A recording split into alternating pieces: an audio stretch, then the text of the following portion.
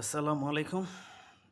যারা গতকাল Brazil Croatia match দেখেছেন, আম সেই খেলা থেকে আমাদের ২ টা দেশের জন্য কিছু শিক্ষণীয় বিষয় আছে। বিশেষ করে ব্রাজিল দলের জন্য। আমি ব্রাজিলের একজন একনিষ্ঠ সমর্থক, যার জন্য এই দলের হয়ে খোঁজখবর রাখার চেষ্টা করি। আসন্ন ফিফা বিশ্বকাপ ২০২৬ যা অনুষ্ঠিত হবে ১১ই জুন ২০২৬ থেকে ১৯ জুলাই। ১১ই June Mexico South Africa match দিয়ে মূলত ২০২৩তম ফিফা বিশ্বকাপ শুরু হবে। তো ব্রাজিল দলকে নিয়ে একটু কথা বলতে চাই। এখন যে ধারায় তারা গতকালকের ম্যাচটা খেলেছে, এই ধারা যদি তারা অব্যাহত রাখে, আশা করি ব্রাজিল দলের জন্য আসন্ন বিশ্বকাপ ভালো কিছু অপেক্ষা করছে।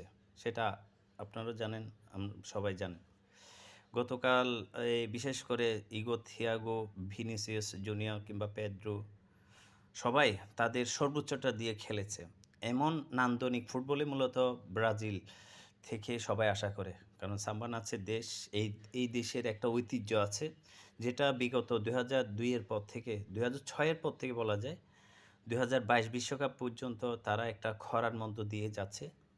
কার্লো আনচেলত্তি বছরখানেক হয়েছে এই দলের দায়িত্ব নিয়েছেন।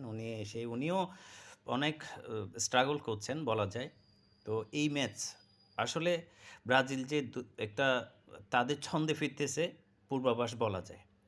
তো আমরা ব্রাজিল দলের জন্য শুভকামনা জানাই। আশা করি সামনের দিনগুলোতে ব্রাজিল এমন নান্দনিক খেলা উপহার দিয়ে ব্রা এ ফি যুক্তরাষ্ট্র, কানাডা কিংবা মেক্সিকোতে অনুষ্ঠিত ২০২৬ বিশ্বকাপে অংশগ্রহণ করে যাতে ভালো কিছু বয়ে নিয়ে আসতে পারে, মানে তাদের যে হেক্সা মিশন সেটাও যাতে পূরণ করতে পারে, সে আশায় ব্যক্ত করছি। ধন্যবাদ সবাইকে। আসসালামু আলাইকুম।